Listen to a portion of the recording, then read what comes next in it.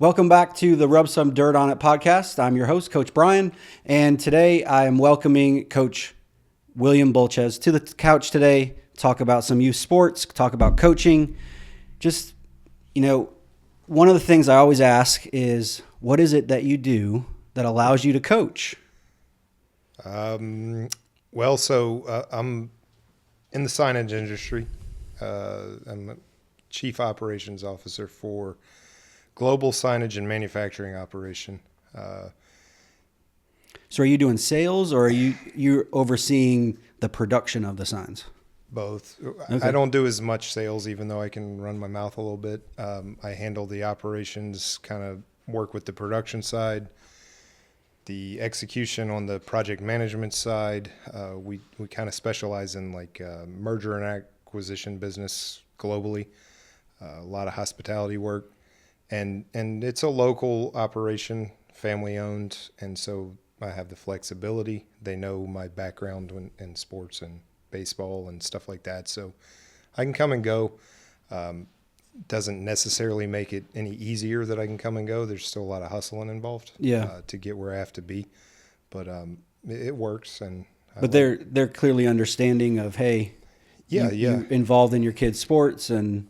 Yeah, definitely. I mean, my kids, 4 of them basically go to the same kind of schools that the owners went to over time. And, there's some family relationship there that they know what I'm up to. So I'm still on my phone when I leave the office, but they might know that I'm also pitching or throwing batting practice or something. So, nice. It makes it easy. And your wife, Carrie, coaches as well, right? She does. So Carrie played softball in college. I played baseball in college. That's where we met.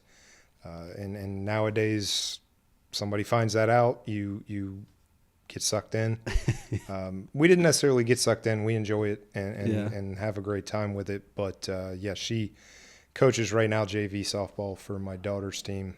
And then I'm, of course, over at the Little League and also my son's travel team. So you guys have 4 kids, right? 4 kids, yeah.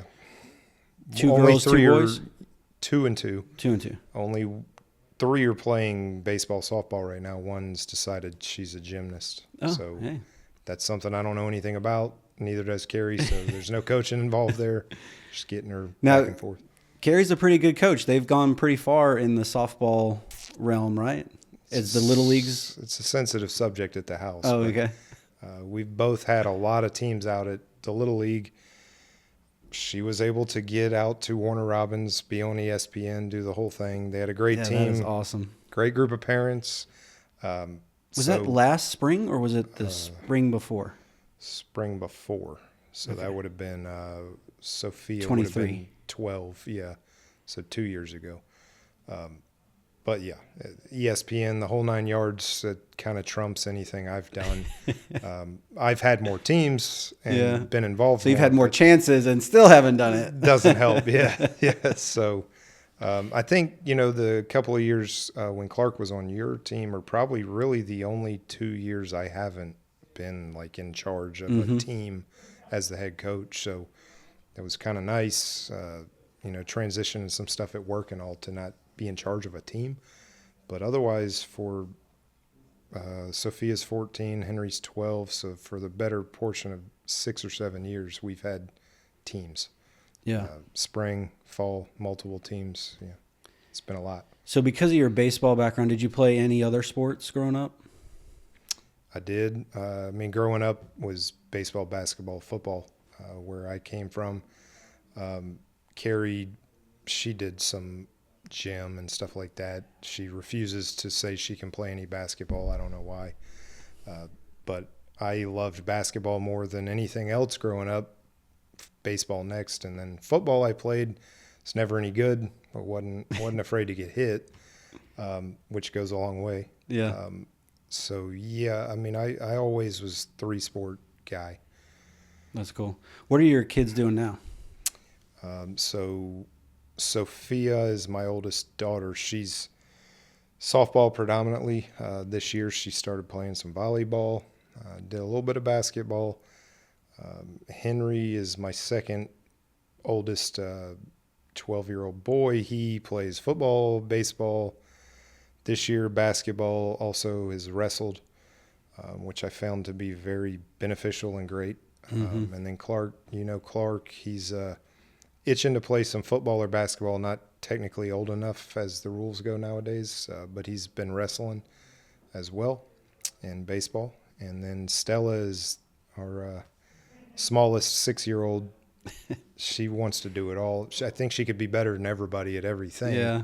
Being the smallest or youngest, but right now she's doing gymnastics. She did a little bit of, rookie ball last Rookie year. ball, yeah. But we try to keep it. You're a one sport a season. Yeah, we go by season. We try not to just stay stuck in the baseball, softball mode. I'm a big believer in that.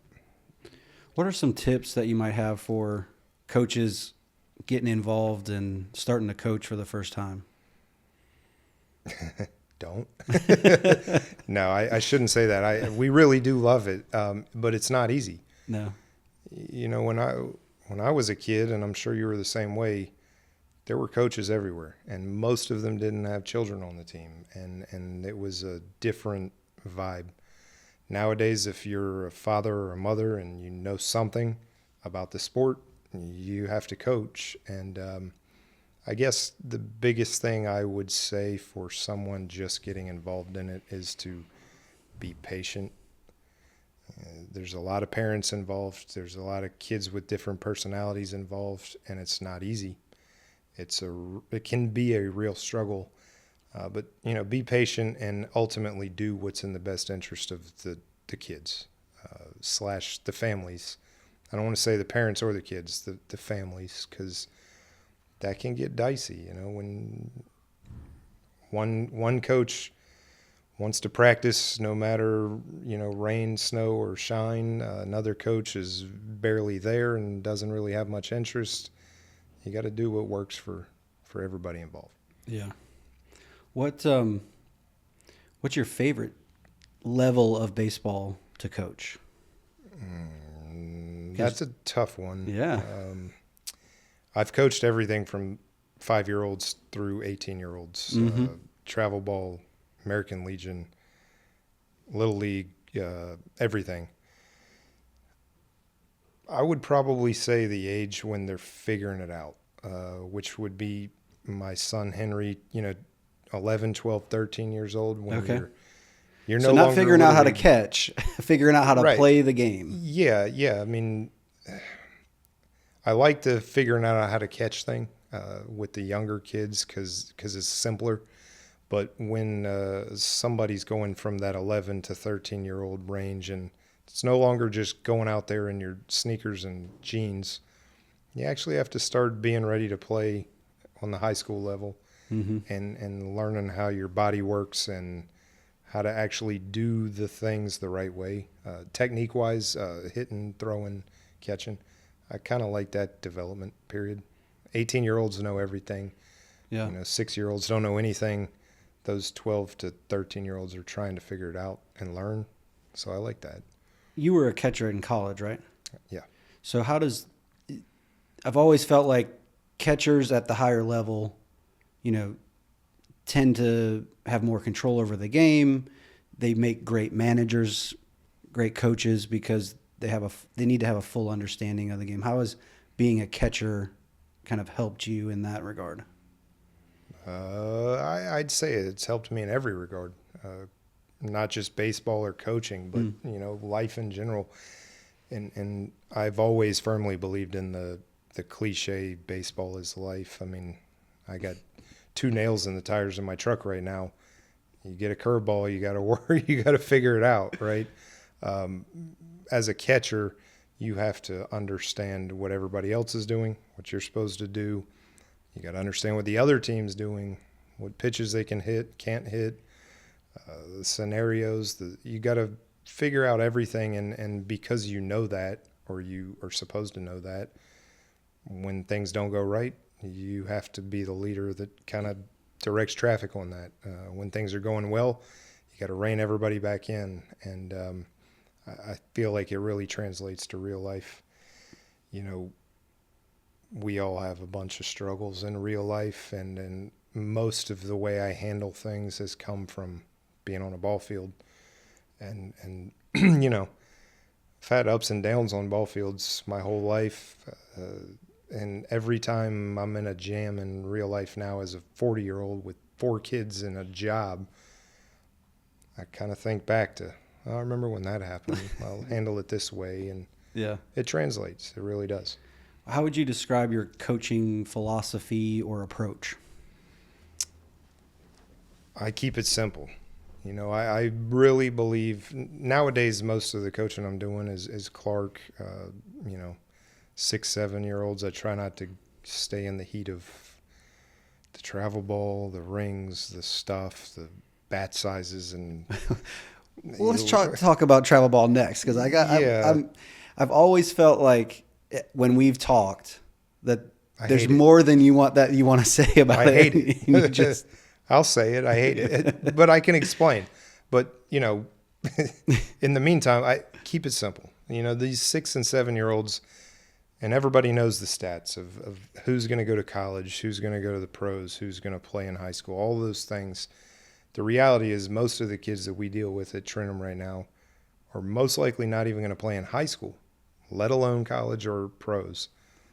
So I want to keep it simple and make sure they know how to wear the uniforms, keep their jerseys tucked in, know how to wear a ball hat, you know, understand the score so that when they're 30 years old wearing their hat right with their kids, they can talk to the Braves game, or more specifically the Yankees game on the TV, and have that conversation, because they're not going to remember whether I told them how to tuck their elbow or follow their throw or any of that kind of stuff. So I just try to keep it simple to something they're going to remember down the road.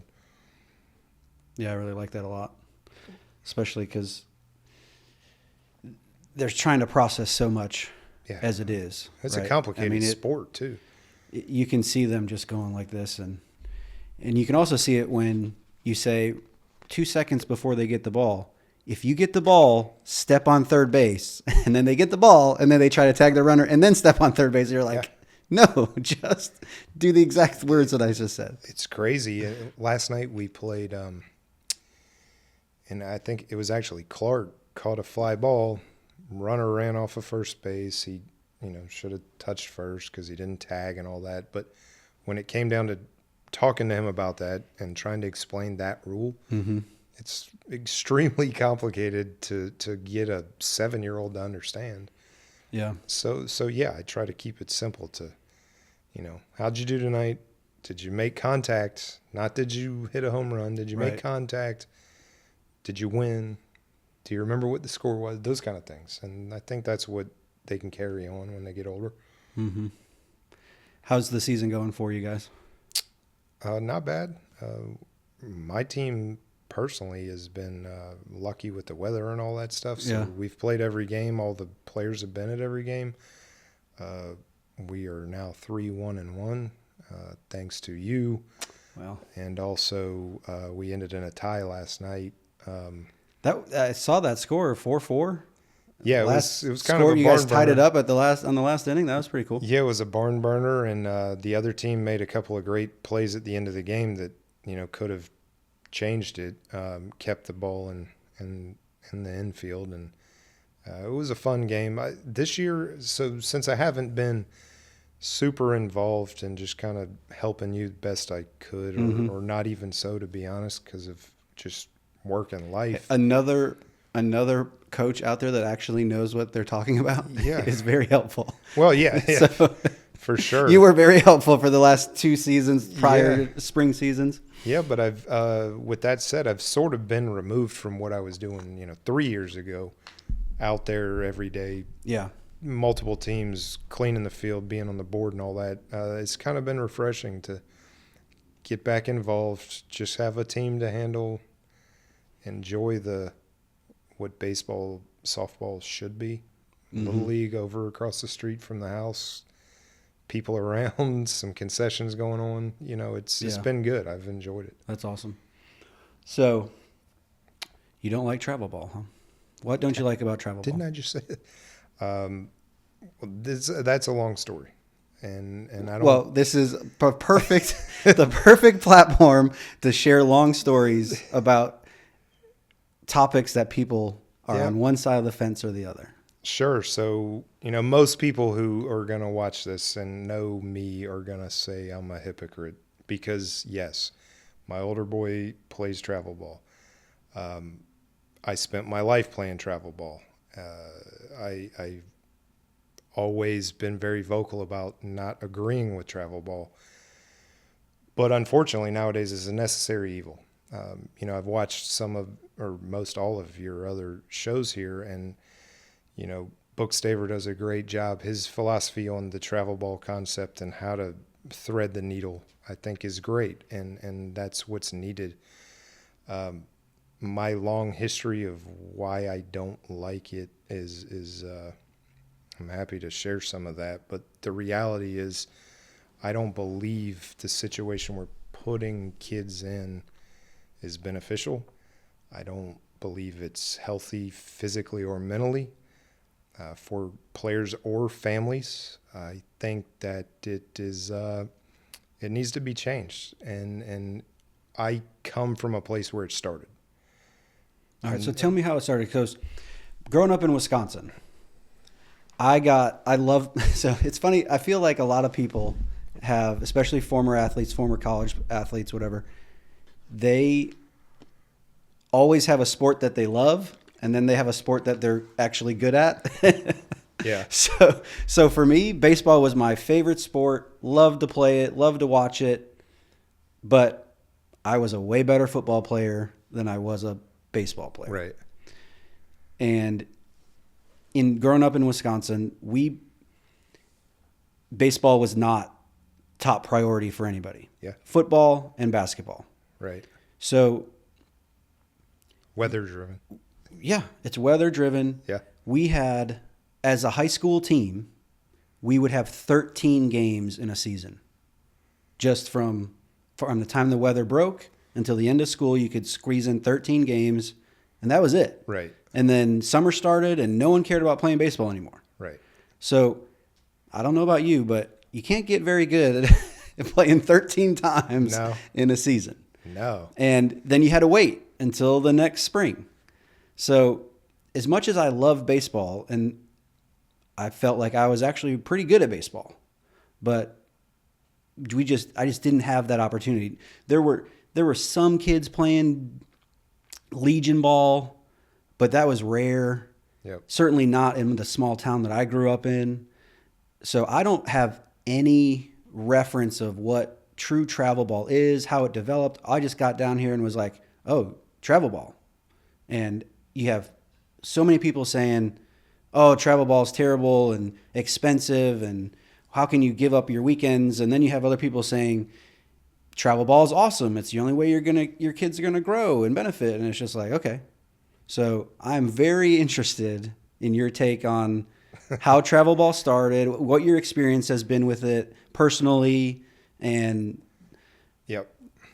where you think your advice is for parents exploring it. Because 2 seasons ago, or last spring, it got very clear that, oh, this is why you play travel ball. Because Hollis came home from the first practice extremely frustrated. We're not going to win a game. And it's because he has one other kid on the team besides his brother that he can play catch with. Right. That's not fun for him. No. And that's, I guess, more the punchline of my tale of travel ball is what's currently going on. And this is nothing against anyone that I've been involved with in travel ball in over time, because I got a lot of good memories, a lot of good friends, a lot of stories to tell now that I'm old and washed up. Guys I know that I played with who've played in the big leagues, and and there's a long list of them, and I know them very well, and a lot of good positives that have come from it. But back when I started playing ball, 7th, 8th grade, I managed to play for the varsity team at our high school. At the time, the school had no JV team, but I guess I was pretty okay. I was decent at baseball. I mean, you're pretty good if you're playing varsity at in Yeah, 7th and 8th grade. so I never turned into what I maybe should have, and that's a whole nother story. But back then, it was American Legion and high school ball, and it was, well, down in Charleston where I'm from, it was Dixie Youth, not Little League, but it was the playground where everybody played, and it was just a simpler time. There came a point where the American Legion team, and this is all documented on a television documentary that you can look up. So I'm not making any of this up. The American Legion team at the time had gone to the World Series. I think it was down in the Caribbean somewhere, Puerto Rico or somewhere down there. And I can't remember either if they won.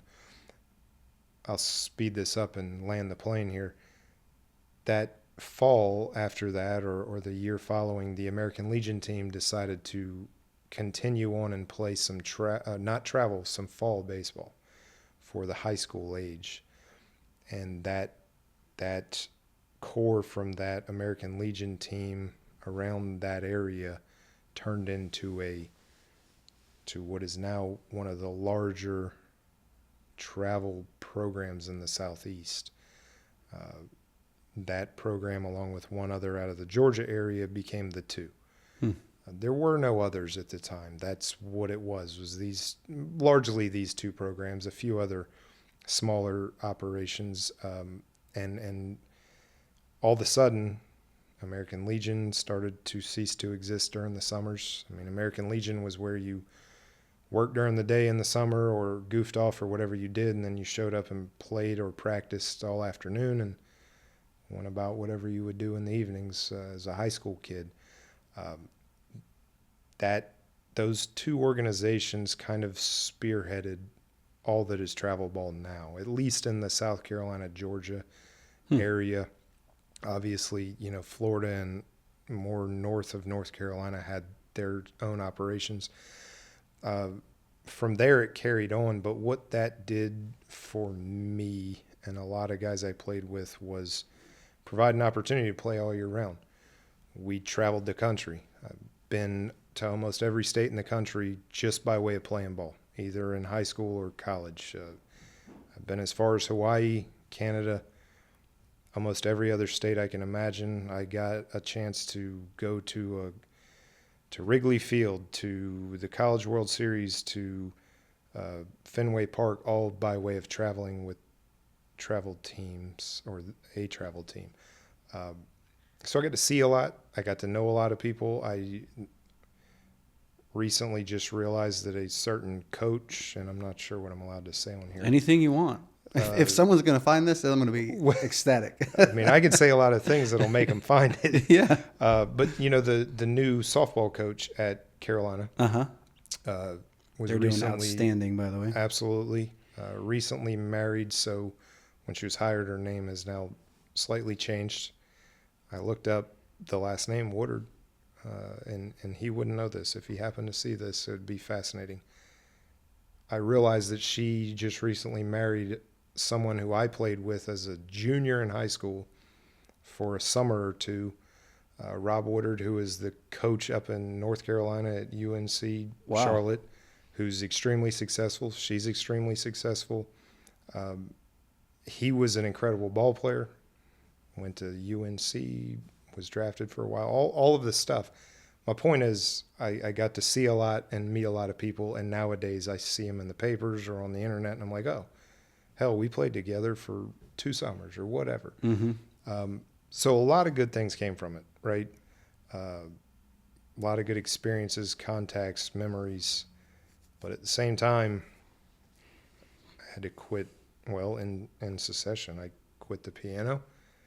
I quit basketball, sort of because I couldn't jump anymore, but also because I had to focus on baseball. I quit football. By the time I was a sophomore in high school, I played baseball almost every day, 365 days a year. By the time you have to go off to college to play, And some people, maybe some folks who are more talented, more physically equipped, may not see it the same way. But by the time you go off to college, it's now a job. This is what I do. I go to school and I go to ball practice or go to my game every day. Go to college, that's when it really becomes a job slash, thing you do. And it just, looking back and seeing what's going on nowadays, I have a lot of concerns for what it's doing for our kids in the long run. The fact that kids as young as 7, 8 years old have thousands of dollars worth of equipment, multiple hours per weekend, not counting a year, devoted to one thing, memes all over the internet, jokes out there about, mom ball life and dad ball life. My concern is that by the time those kids are, if they're 7, by the time they're 12, or if they're 12, by the time they're 18, they're tired of this. It's a long road to have a sniff of success in college or pro sports. Mm-hmm. And by the time you're 12 or 13 or 15 and you've played 100 games of baseball a year, it's going to be hard to carry that on. The money that your folks have spent, it's going to be hard to get that back. The time, I dare say, on Sundays nowadays, the concept of getting up and going to a church or whatever thing that you do with traditionally you would do with a family, that doesn't exist. They're at the ball field. There's tents, there's grills, there's radios, there's wagons and carts, and there's stuff, and people are camped out there. And I think that I'm old school, right? My 5 siblings are all substantially older than I am, so I do have an old school mentality regardless, and that doesn't help my opinion of the whole thing. But when you look at what's needed nowadays and what we're trying to do for children, to develop them to do more than sign an NIL deal or get drafted, you want them to go off to school, be successful, find a career that's going to work, all those things. What we've created is a necessary evil monster that is a distraction, in my opinion. And when you look at your local American Legions, Little Leagues, Dixie programs, whatever they are, ultimately they're depleted. You got some kids that can really play ball, and they may not have someone that they can throw a ball to across the field, or they may not be able to get enough pitches to make it worth their while to have an at-bat. And then you look at the fact that the other kids that are out there with them need the help to develop, to be able to play with them, but it's not there. And like I said a little while ago, I don't think I ever played for I know I never played for my father, first of all, because he was older.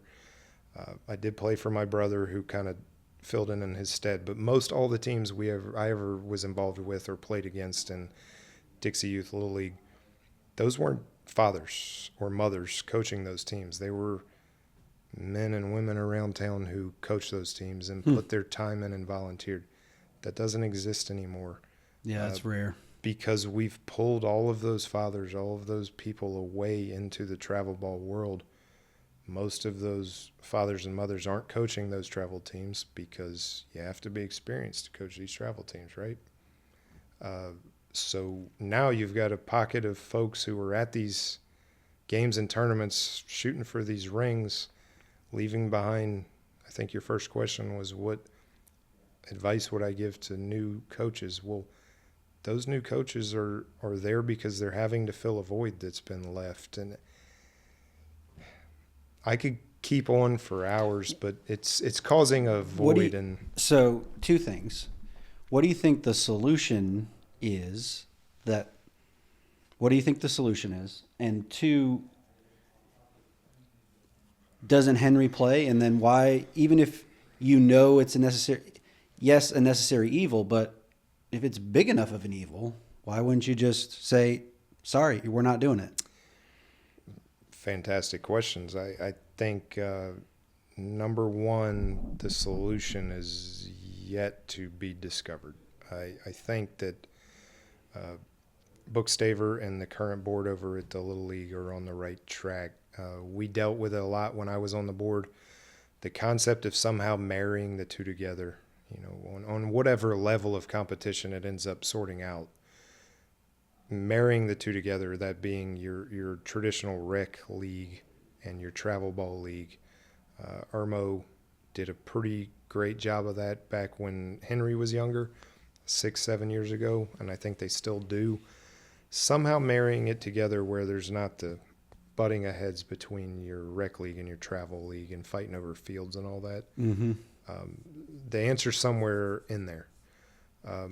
The answer may also be for these travel leagues to be less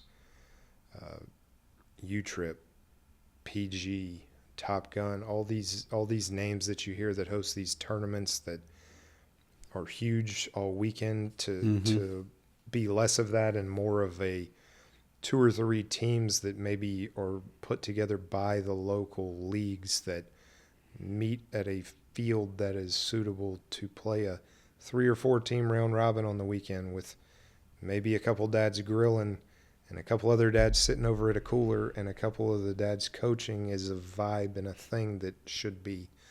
Yeah. So I'm not going to say I have all the answers. All I can say is that, in my opinion, what's happening right now is not the answer. And you can see it a lot. The Coach Vitello at Tennessee, he's very vocal about this situation. Chipper Jones is very vocal about it.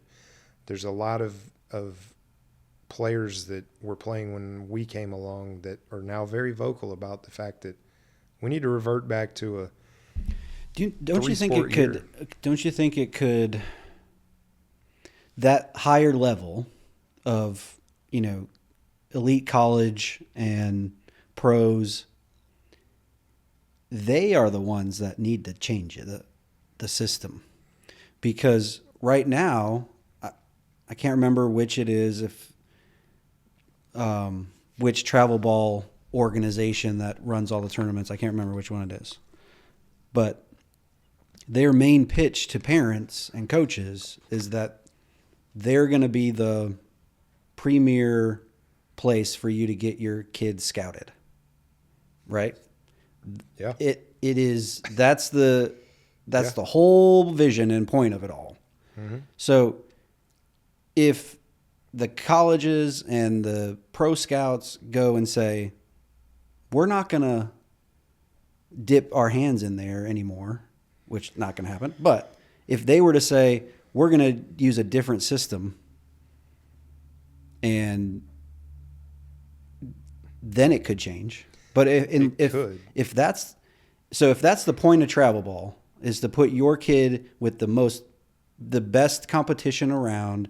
So if they're good enough to stand out, then they'll get recognized and have a shot, right? But it's not going to happen. But it's easier for the colleges and the pros to go to one location and get all their scouting done. They're not going to change that. No, I mean, nowadays the tail's wagging the dog. It's gone the wrong direction. You see colleges now with this whole NIL situation and all that, they have no choice but to continue feeding what it is. I mean, at the end of the day, let's be serious. It's all money. Mm-hmm. I have been involved in this since I was, could walk, on the coaching level and briefly on the coaching level and on the playing level. And without having statistics in front of me, well, I'll put it to you this way. Because of Game Changer, mm-hmm.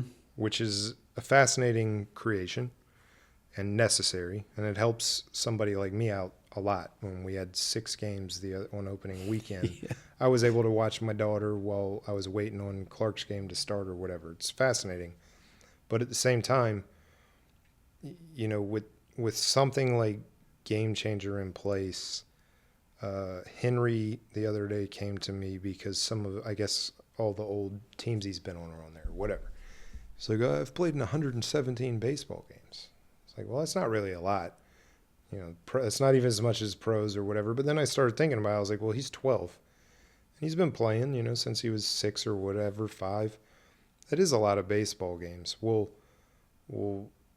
the reality is you can't escape from it. And for a 12-year-old to know that he's played 117 games, what he doesn't know is that if I had Game Changer when I was a kid, thousands and thousands of ball games, hundreds and hundreds of ball players, without knowing the statistics, I can tell you without thinking hard, 5 guys received checks in the mail for millions of dollars. Some of them made it through 10-year careers in the pros. And I don't want to leave anybody out that may have played that's why I won't say any names. But my point is, 5 guys out of 1,000 that I played with, maybe more, maybe less. That's just me. That's not everybody else in the country. So when college has committed to these NIL deals and these youth programs are charging these exorbitant amounts to play in these programs with the promise of going to college, getting scouted, it'd be very difficult to your point, for the upper level of coaches, former players and stuff to push it back down. So, is that what's needed? In my opinion, yeah. But is it going to happen? No. There's too much money involved in there. I mean, these guys running these travel leagues and these, I would say the leagues more than the guys who are coaching. I should say men or women coaching. I mean, they're making 6 figures and 7 figures to do this. And I don't find that beneficial to, your question was Henry does it. Yeah. Why does Henry do it? Well, I don't even know if Henry's any good. That's to be determined. I don't think you can decide that when a kid's 12. I know he plays hard. He seems to have the right skills. I haven't spent a lot of time teaching him anything I know, and he'll sit right here and tell you that. But I know that he was not getting what he needed at Trenum because, to your point, you got to have somebody else on the team that can catch or throw.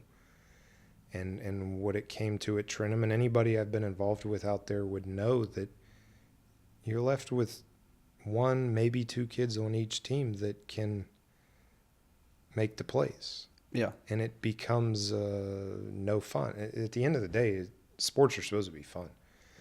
So, we dabbled in it. I coached his first travel team to Lexington and back because I wanted to make sure I could control it and he didn't get sucked into one of these other type programs. Cults.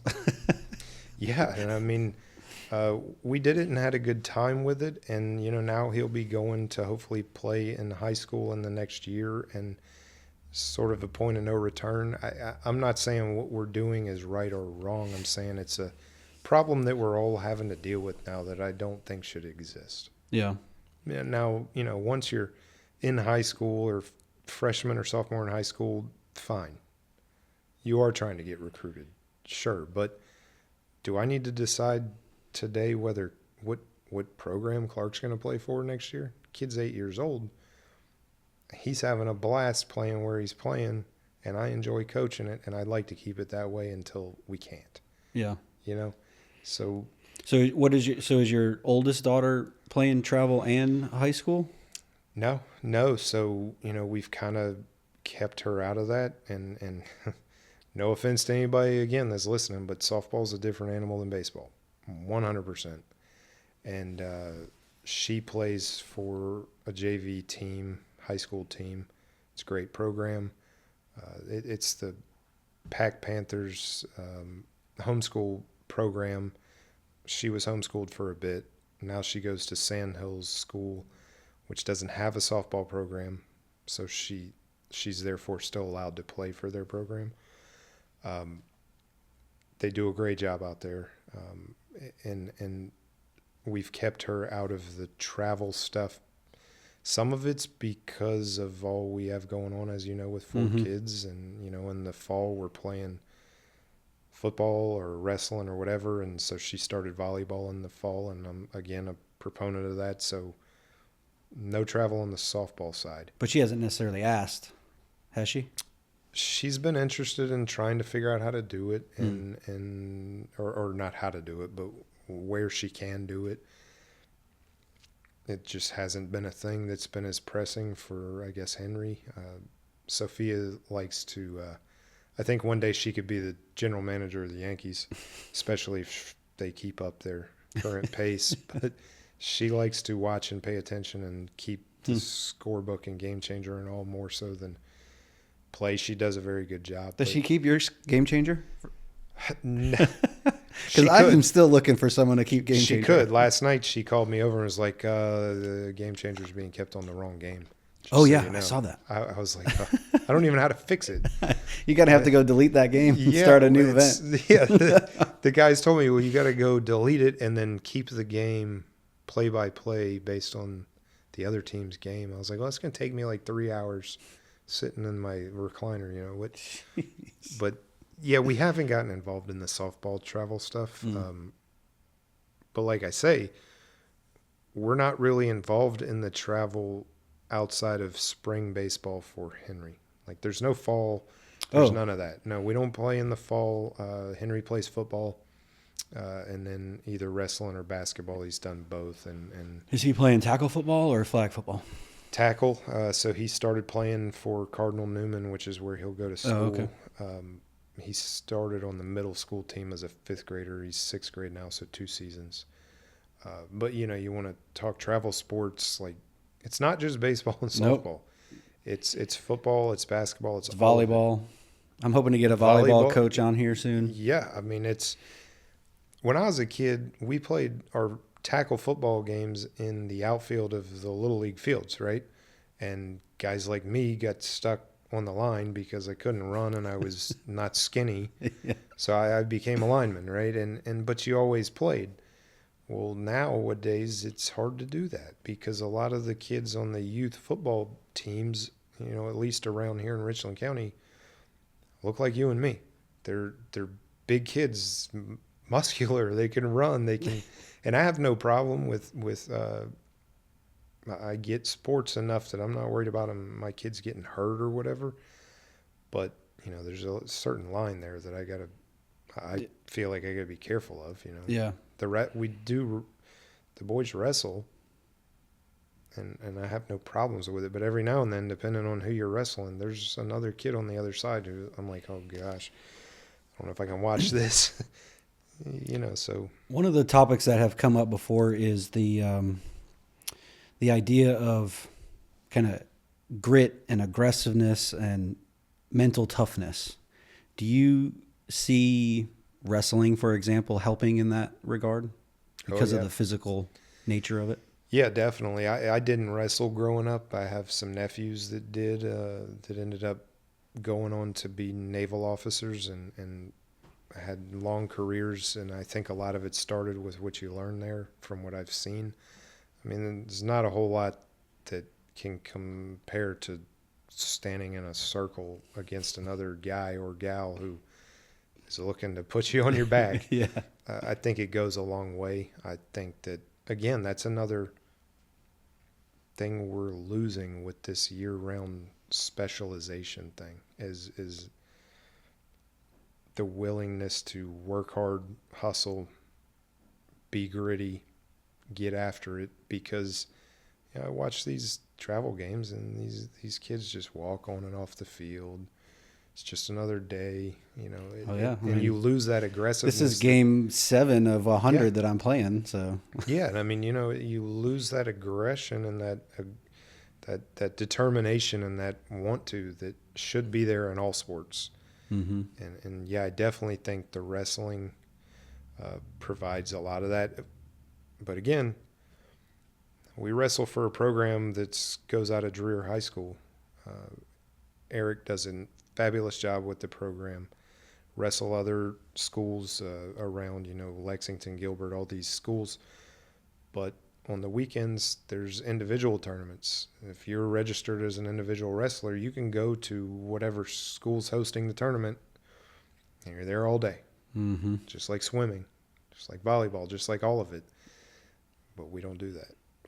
And sometimes it's because you got to look out for yourself, right? Yeah. As a parent. Yeah. And my wife and I are not going to go sit at a wrestling event all day to see 3 matches, win or lose, knowing that our boys may be more satisfied playing wiffle ball in the front yard all day. And then, if we go the other route, all of our children are now stuck at that wrestling match. We're stuck there. The boys may not necessarily want to be there, as opposed to doing some yard work, going out and getting some drinks and some food and letting the kids run the street. Good balance. Yeah. I mean, I think that's what we're losing.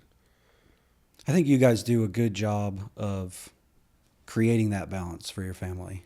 And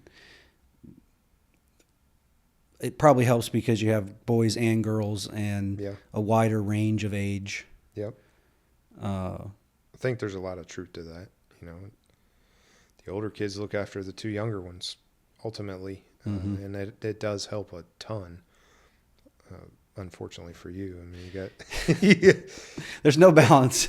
It's all Hollis has got a lot going on, a lot to do. Yeah, I mean, I should do a show one day just about the schedule. Yeah, I mean, that's why I texted you this morning, because at this point I just look every morning at where I'm supposed to be this day. Yeah, when we're gonna have a gap though, so I've kind of in the back of my mind said, okay, I'm just gonna coach until I can just pass them off. So I'm at that 8-9 level of soccer. Yep. Is kind of where you start to incorporate strategy, right. Really start to, so I can coach that, the basics of it. And now when they get up to that next age group, pass them off to someone who played soccer beyond 8th grade. Right. Yeah. And same with not so much baseball as an extent or football, but because I think I could take the strategy further with that if I needed to. Yeah. Certainly in basketball, of course, but it's nice to just do the little kids. And now I have one coming that's 5 years behind, so he'll have that same opportunity. Yeah. I'll be coaching rookie ball and t-ball forever. Yeah. No, that's sort of the kind of same thing I was trying to say with this season. It's kind of nice to just go back to just the team, just 6 and 7 year olds and yeah, because so like t-ball, everyone's like, I don't know how you coach t-ball. It's the easiest thing in the world. Yeah. Plus, the kids actually love the more structure of, oh, this is a real coach. And it's not a babysitter for an hour. Yeah. He's going to actually like treat me like an actual player, which I do. And then, treat you like a player, even though you're 4 years old. We're going to have fun. Try to teach you something. Try to keep you from tackling each other and stay out of the dirt. Yeah. And we're all going to go home in an hour and get snacks. Yeah. I mean, that again, you can see it in I had a kid last night after our game who was on my rookie ball team last year with Stella, and he's on this team again this year. And I have a great team this year, parents and players. And he's done a few things. You mentioned one of them to me when we played y'all. Oh, yeah.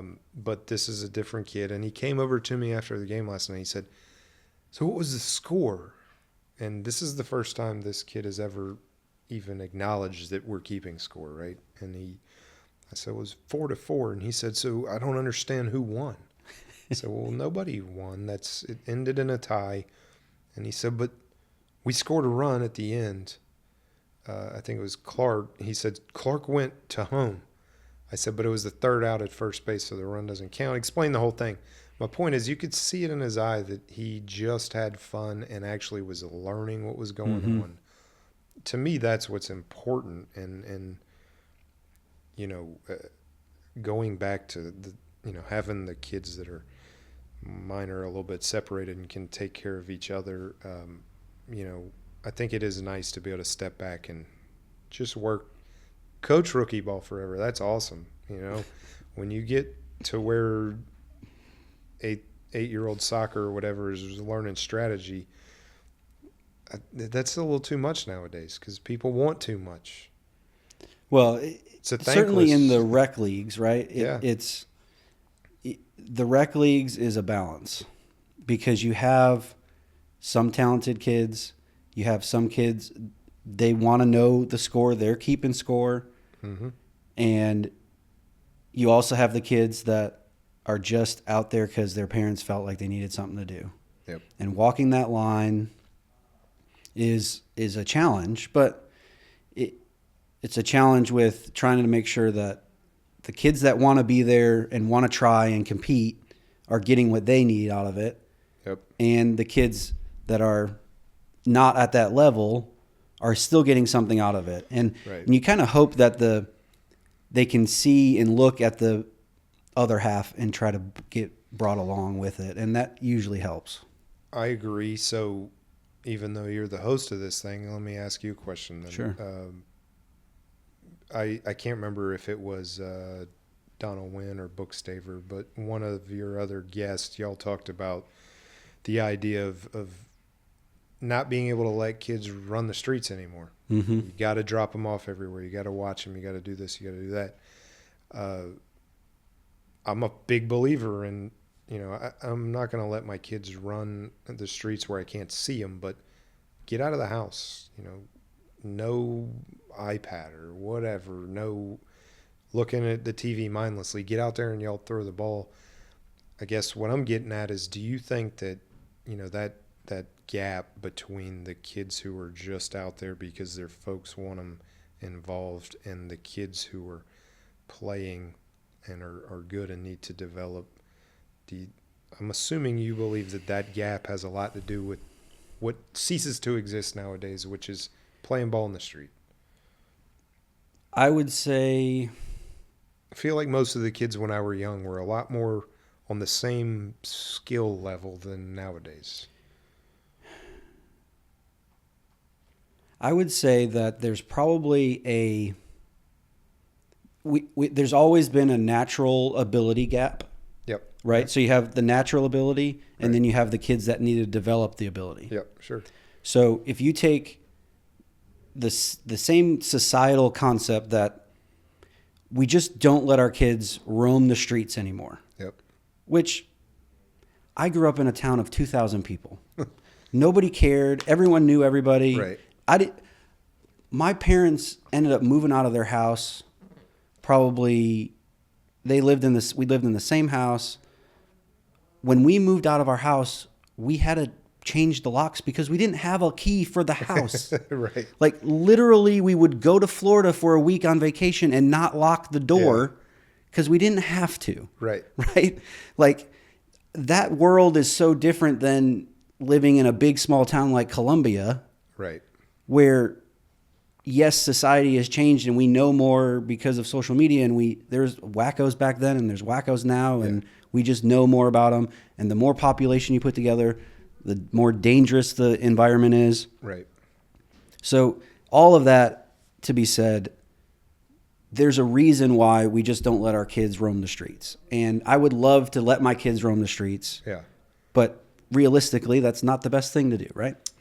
So we then end up scheduling everything to keep them active, because I know I have 3 boys, 2 years apart, all of them 2 years apart. And if I don't have something for them to do, even if it's a karate class or a piano lesson or a guitar lesson or something, they just get into trouble because they're boys. Yeah. They were hitting balls. They were in the backyard hitting real golf balls. And one hit the window. I'm like, what are you guys doing? Yeah. I thought you were hitting wiffle balls, first of all. And then I look out the window and they're hitting real golf balls across the street into the neighbor's yard. I'm like, oh my God, what are you guys doing? Yeah, but that's awesome, though. But yeah, it is awesome. Compared to the alternative. True. Absolutely. So back to the point of skill, natural ability versus non-natural ability. is if we're constantly controlling what our kids are able to do and scheduling time out, if you're not willing as a parent to put in the time to help them learn how to catch and throw, for example, whether it's a football, a basketball, baseball, Right. whatever it is. If you're not willing to put in that time, or you can't, or you don't have the ability, all those valid things. So you end up with kids that have natural ability, who have had time poured into them in that given sport, versus the kids that don't have the natural ability and haven't had the time. Right. Like, there are some kids that have natural ability but still haven't had that poured into them. Yep. They're still on this end because they can pick it up faster once they're out there doing it. But it's a combination of this kid doesn't have natural ability, he doesn't have the home structure, and he's not allowed to go and roam the streets and learn and play. And I swear there's one kid on every team that's on the spectrum. Yeah. Some sort of spectrum of, they're not all there. Whether it's they're medicated or there's truly something going on. And that's the beauty of rec league, because that kid should be allowed to enjoy sports and learn how to play and be involved and included. Yeah. And you want that. But as a coach, you definitely have to know, okay, this kid is not all here. Right. One, I don't want him to get hurt. And I still want him to be included and trying and getting something out of it. Yeah. And don't disturb everyone else from. Yeah. I mean, I think the original thing I said, you asked, what I try to do with the teams I have, or at least on the younger level, is keep it simple. Everything you just said is 100% true, but so complicated. Mm-hmm. Nowadays, I joke that we're volunteers. Yeah, I mean, we're just volunteers, and good, bad, or indifferent, nobody else is doing it. Yeah.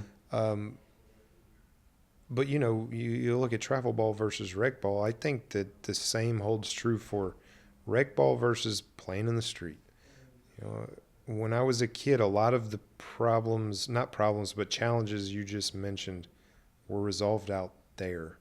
And I'm not talking about the stuff you see on the internet, like, oh, we just, fight it out in the street. I mean, when I was a kid, there was 10, 15 kids that played in the street, football, baseball, basketball, and those kids who weren't quite there or weren't quite that developed, and those kids who were super fast and threw balls super hard and all that, somehow level set out in the street to all be able to play. So when you showed up on the rec league ball field or the football field or the basketball court, everybody kind of knew what was going on.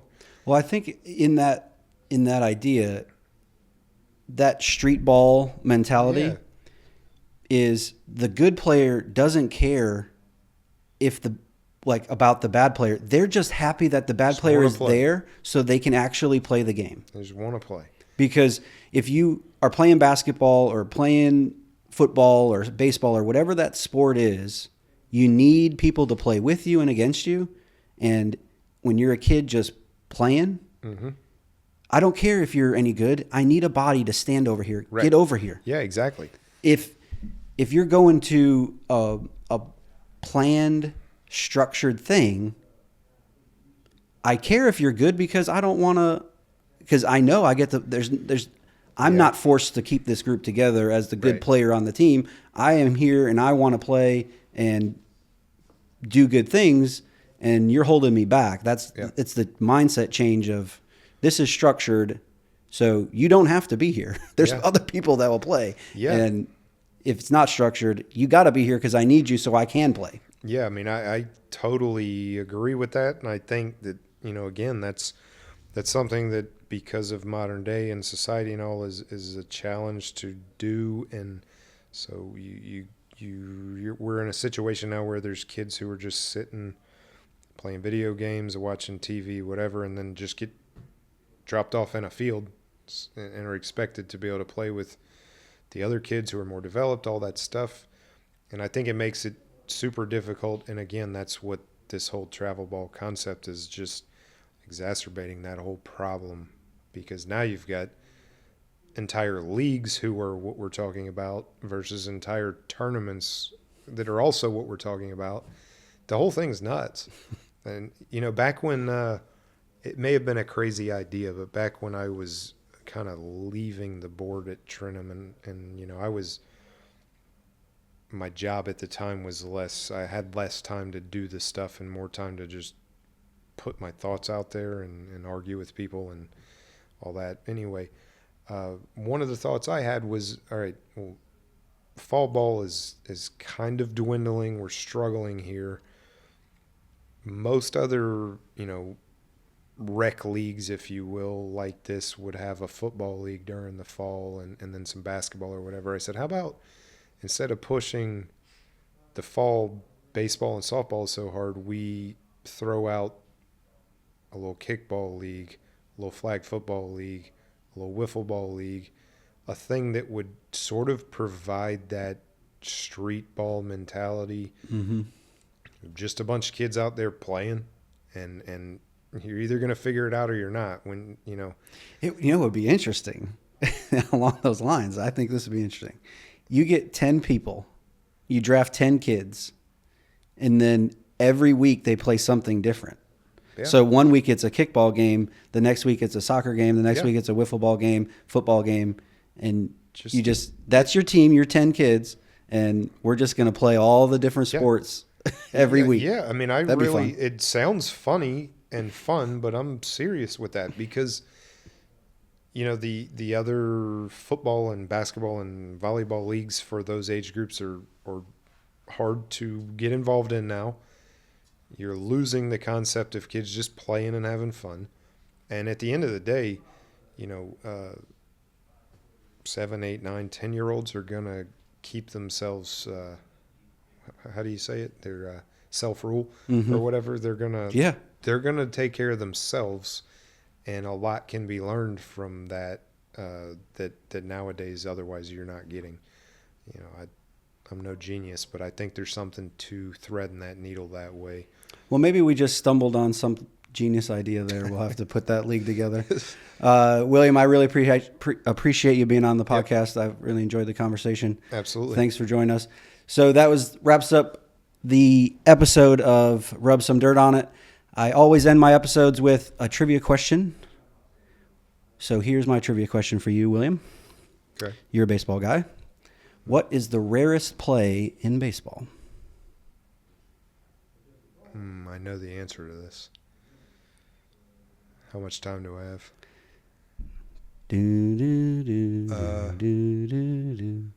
The rarest play in baseball is hell, I don't know. It is the unassisted triple play. Yes. And it has only happened 15 times in Major League Baseball history. Wow. That's pretty cool. It is. I've heard it before. It was on the tip of my tongue. Thanks for joining us. We'll see you next time on the Rub Some Dirt on It podcast. Thank you.